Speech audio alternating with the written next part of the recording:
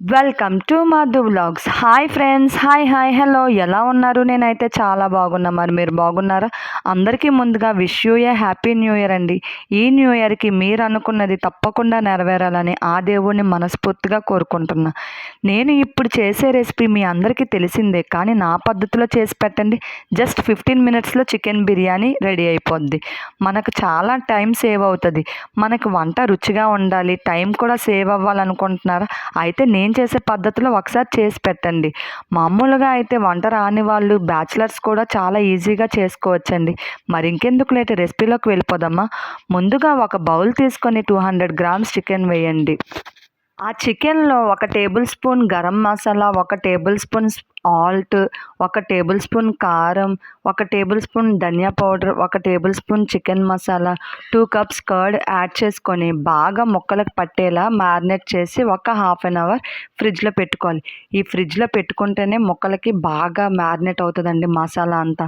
ఈలోపు stove on చేసుకొని ఒక కుక్కర్ గిన్నె పెట్టుకొని ఆయిల్ యాడ్ చేసుకోవాలి. ఆయిల్ వేడయ్యాక బిర్యానీ దినుసులు యాడ్ చేసుకోవాలి. ఆ తర్వాత ఆనియన్స్, పచ్చిమిర్చి వేసుకొని బాగా వేగాక టమాటాస్ ముక్కలు యాడ్ చేసుకోవాలి. టమాటాస్ ముక్కలు బాగా మగ్గిన తర్వాత కొత్తిమీర, పుదీనా యాడ్ చేసుకోవాలి. ఆ తర్వాత మ్యారినేట్ చేసి పక్కన పెట్టుకున్న చికెన్ని మనం దీంట్లోకి యాడ్ చేసుకోవాలి. చికెన్ని యాడ్ చేసిన తర్వాత బాగా కలుపుకోవాలి. అలాగా కుక్కర్ విజిల్ తీసి జస్ట్ పైన మూత అలా పెట్టి 50% చికెన్ కుక్ అయినంత వరకు వెయిట్ చేయాలి. అలా 50% కుక్ అయిన తర్వాత 1 కప్ రైస్ యాడ్ చేసుకోవాలి. 1 కప్ రైస్కి 1.5 కప్ వాటర్ యాడ్ చేసుకోవాలి. బాగా కలుపుకొని dhania powder and kasuri methi add చేసుకోవాలి.